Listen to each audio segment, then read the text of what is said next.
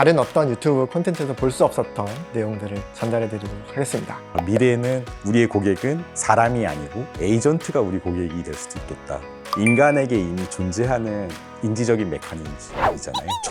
안녕하세요. 페블러스 대표 이주행입니다. 부대표 이정원입니다. 저희가 작년이랑 올해 계속 웨비나를 해보고 있는데 사전 질문이 한 50개 정도 들어오고 있는데 그 중에서도 온톨로지 관련한 질문들이 굉장히 많았어요. 대기업의 팀장님들, 개발자들 다양하게 온톨로지에 대해서 굉장히 관심이 많아지고 있다는 걸 느꼈고 그분들도 온톨로지를 구축하려고 보니까 쉽지 않았고 어려움을 느끼셔서 그렇게 질문을 하셨을 거라고 생각을 합니다. 사실 제목만으로도 어렵잖아요. 온톨로지. 도대체 온톨로지가 뭐고 어떻게 구축하는 게 좋을지 이런 것들을 저희가 한번 좀 살펴봐야 되는데요. 오늘 온톨로지 구축 후에 좀 갑갑하게 느끼셨던 분들을 위해서 오늘 콘텐츠를 준비를 했습니다. 다른 어떤 유튜브 콘텐츠에서 볼 수 없었던 내용들을 전달해 드리도록 하겠습니다. 자, 그럼 시작해 보도록 할까요? 사실은 온톨로지라는 게 요즘 막 뜨고 있긴 하지만 굉장히 오래된 용어잖아요. 심지어 고대 그리스까지 가는 거 아닙니까? 철학자들의 용어였었던 거죠. 존재의 근원에 대한 올바른 질문을 하기 위한 철학의 한 분야였던 거죠. 굉장히 심오한데요. 그럼요. 심오하죠. 온톨로지라는 그 개념들이 1980년대 와서야 IT 분야에 또 다시 활용되기 시작했어요. 1980년대 톰 그루버의 그 유명한 논문에서부터 사실은 시작을 했죠. 개념의 명세화라는 그런 논문이 80년도에 나왔었고 그러다가 90년대 되면서는 조금 더 넓어집니다. 시멘틱 웹이라는 것들이 개발이 되면서 더 온톨로지가 각광받게 되는데요. 그리고 이제 90년도에 월드와이드 웹이라는 것들이 본격적으로 퍼져나가면서 그때 팀 버너스-리가 지식을 모두 다 연결하는 것을 만들고 싶다 하면서 그때 이제 톰 그루버의 지식의 네트워크를 온톨로지 개념으로 받아들이기 시작을 했던 것입니다. 사실 저는 99년도에 졸업을 하고 연구소에서 일을 하기 시작을 했었고 2000년대 초반에 제가 처음으로 참여했던 연구가 바로 이제 팀 버너스-리에서 만들었던 온톨로지의 표준을 산업 자동화에 이용하는 그런 과제였었어요. 그러니까 2000년대 초반이었으니까 지금부터 한 25년 전이죠. 다시 나타난 게 굉장히 반가운 주제였었고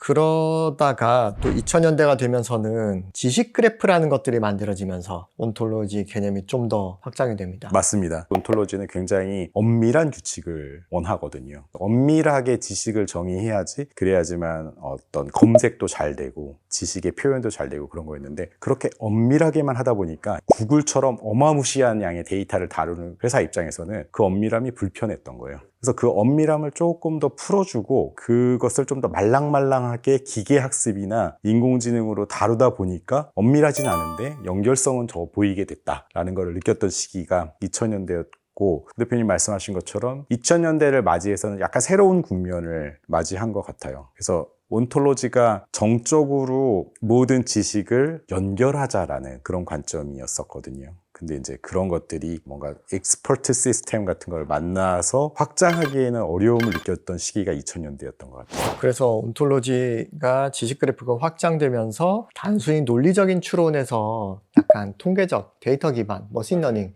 이런 쪽으로 좀 옮겨간 느낌이 있고요. 그리고 거기서 한 단계 더 나아가서 정적인 온톨로지가 동적인 온톨로지로 또 변하게 되면서 최근에 이제 팔란티어, 우리가 알고 있는 이런 온톨로지 개념들이 생기게 된 것 같아요. 맞습니다. 온톨로지를 이해하실 때 여러분들도 그걸 좀 공부해 보시면 좋을 것 같은데 열린 세계 가정이냐 닫힌 세계 가정이라는 관점이 좀 있습니다. 그래서 초창기의 온톨로지는 열린 세계 가정이었죠.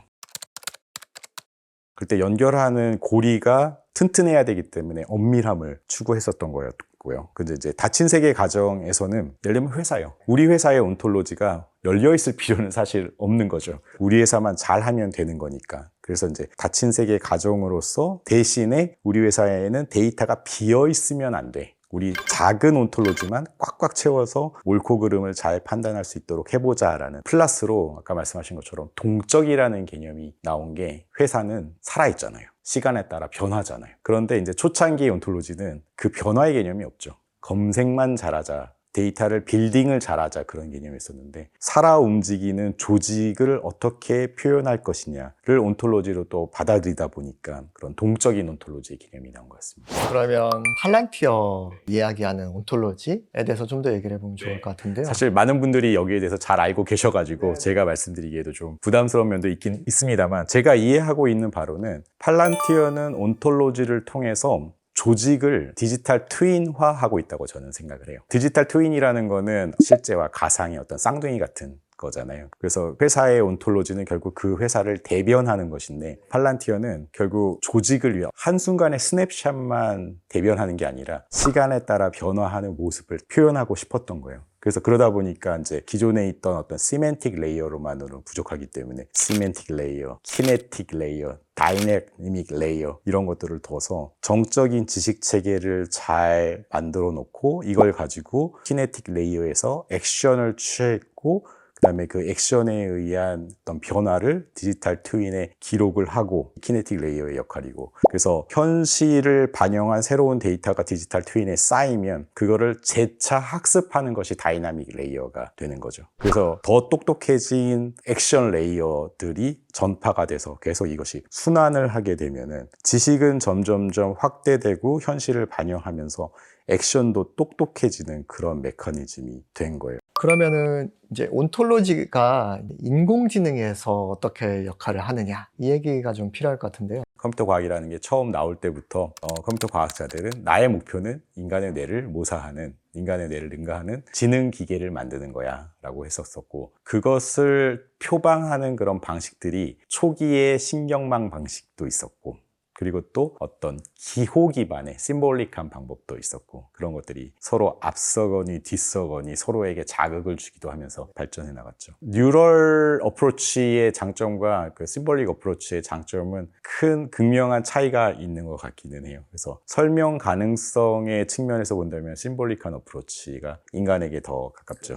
인간의 암묵지, 숨겨져 있는 지식을 명시적으로 표현을 하고 그리고 인간이 디자인한 룰에 의해서 움직이도록 했었으나 근데 거의 큰 한계는 인간은 세상을 모델링하기에는 인간의 언어는 너무 부족하고 세상은 너무 복잡했다. 반면에 이제 뉴럴 어프로치, 신경망 기반의 어프로치는 초기에는 그러지 못했으나 신경망이 심층 신경망으로 발전해 가면서 소위 어떤 복잡성에 의한 창발적인 지능이 나타난 것 같아요. 너무 똑똑한 거죠. 근데 설명을 못한다는 것이 치명적인 단점이어서 어떻게 보면 이제 뉴럴 어프로치에서는 슬슬 심볼릭한 그런 장치들이 필요하게 된 순간들이 온 것 같아요. 그런 것들을 우리가 또 뉴로 심볼릭이라는 용어로 또 부르고 있는데요. 그래서 심볼릭한 어프로치의 단점을 뉴럴이 감싸주고 뉴럴한 어프로치를 신경망이 감싸주는 거는 어떻게 보면은 인간에게 이미 존재하는 인지적인 메커니즘이잖아요. 그런 것들이 자연스럽게 공학적인 그런 지능 시스템에서도 녹아 들어가고 있는 것 같아요.